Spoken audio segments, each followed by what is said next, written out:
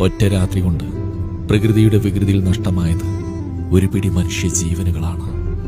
കുത്തിയൊലിച്ചു പോയത് ഒത്തിരി പേരുടെ സ്വപ്നങ്ങളാണ്. ഇന്ന് നേരം പുലർന്നാൽ ചെയ്തു തീർക്കാനുള്ള ജോലികളെക്കുറിച്ച് ഓർത്ത് സമാധാനത്തോടെ കിടന്നുറങ്ങിയവർ. പക്ഷേ പലരും ഇന്ന് കണ്ണു തുറന്നില്ല.